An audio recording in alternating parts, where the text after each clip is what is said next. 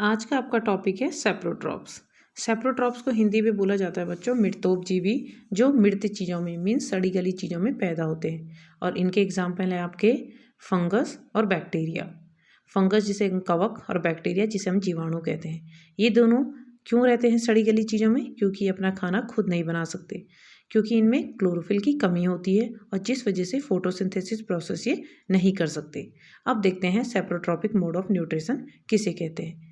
In which organism obtain nutrition in soluble form from dead and decaying organic matter is called saprotropic nutrition। इस तरीके के nutrition में क्या लिया जाता है? घुलित अवस्था में सॉल्युबल फॉर्म में सड़ी गली चीज़ों से अपना पोषण लिया जाता है। और जो प्लांट इस तरीके का मोड न्यूट्रिशन का अपनाते हैं उन्हें सेप्रोट्रॉप्स कहते हैं। और इसका एग्जाम्पल है आपका जो प्लांट्स में वो है मशरूम। ये आप सभी ने देखा होगा। अब इसे देखते हैं। अगर आप क्या करते हो जंगलों में या अपने खेतों के आसपास कहीं भी बच्चों देखते हो तो पेड़ों में आपको क्या होता है, अम्ब्रेला शेप में बहुत सारे स्ट्रक्चर दिखाई देते हैं। ये आपके मशरूम है जो कई मामलों में हमारे लिए फ़ायदेमंद भी होते हैं और कई मामलों में हमारे लिए नुकसानदेह भी होते हैं। और ज़्यादातर क्या होते हैं, ये गर्म जगह में और नमी वाली जगह में पैदा होते हैं।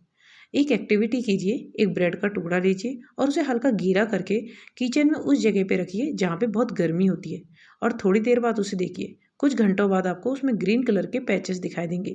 ये ग्रीन कलर के पैचेस ग्रोथ ऑफ फंगी है, मतलब कवक की पैदा होना।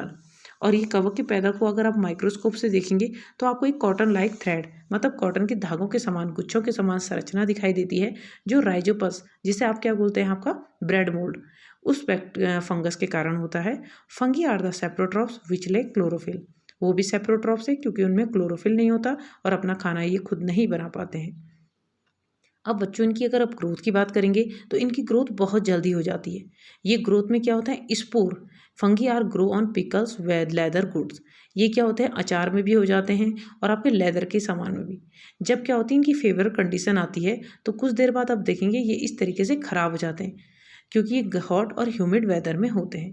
तो इस तरीके से क्या होता है जो सेप्रोट्रॉप्स होते हैं, अगर आप बात की जाए मशरूम की, तो ये इस सड़ी गली चीज़ों में पैदा होते हैं और क्या करते हैं, सिक्रीट करते हैं, अपना छोड़ते हैं डाइजेस्टिव जूस। जो इनके अंदर पाचक रस होता है वो सड़ी गली चीज़ के ऊपर डाल देते हैं, जिससे उनको कन्वर्ट किस में बदल देते हैं, एक सॉल्यूशन, एक विलियन में। और उसके बाद उस विलियन को एब्जॉर्ब करके, पोषण करके, मतलब अवशोषित करके अपना न्यूट्रिशन ले लेते हैं।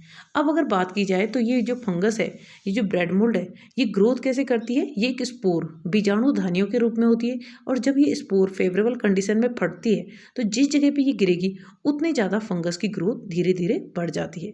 बरसात के समय में आप फंगस की ग्रोथ को सबसे ज़्यादा देख सकते हैं क्योंकि इस समय ने हॉट और ह्यूमिड दोनों ही तरीके का टेम्परेचर मिल जाता है, जिस वजह से ये आपके घर के अंदर के सामान को तो ख़राब करते ही करते हैं, साथ ही साथ हमारे शरीर में भी और पौधों को भी बहुत ज़्यादा नुकसान पहुँचाते हैं।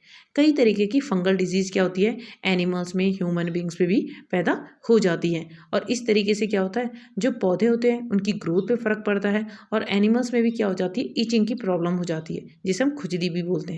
तो इस तरीके के हार्मफुल फंगस के साथ साथ कई यूज़फुल फंगस भी हैं जो यीस्ट और मशरूम है, जहाँ यीस्ट का यूज केक इंडस्ट्री में और मशरूम का सब्जी के रूप में हम बहुत यूज़ करते हैं, जो प्रोटीन का एक बहुत बड़ा स्रोत भी है।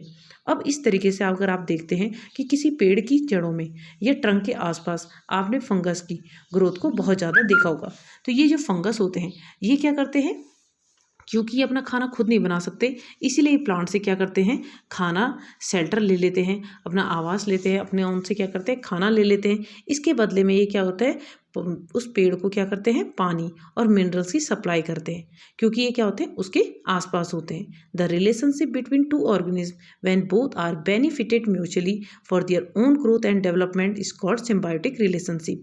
एक ऐसा रिश्ता जिसमें दो अलग अलग ऑर्गेनिज्म एक साथ रहते हैं और एक दूसरे को फ़ायदा पहुंचाते हैं। इस तरीके के रिलेशनशिप का एक एग्जाम्पल है लीचेन। तो लीचेन इस तरीके का एग्जाम्पल है जहाँ क्या होता है, एल्गी मीन्स आपका शैवाल और फंगस मतलब कवक दोनों एक साथ साथ रहते हैं। जहाँ इनकी बात की जाए तो फंगस कवक क्या करता है, एल्गी को क्या देता है, शेल्टर मीन्स आवास, वाटर मीन्स पानी और मिनरल्स न्यूट्रिएंट देता है। और इसके बदले में शैवाल क्या करता है, कवक को खाना देता है, क्योंकि वो अपना खाना खुद नहीं बना सकता। Thank you.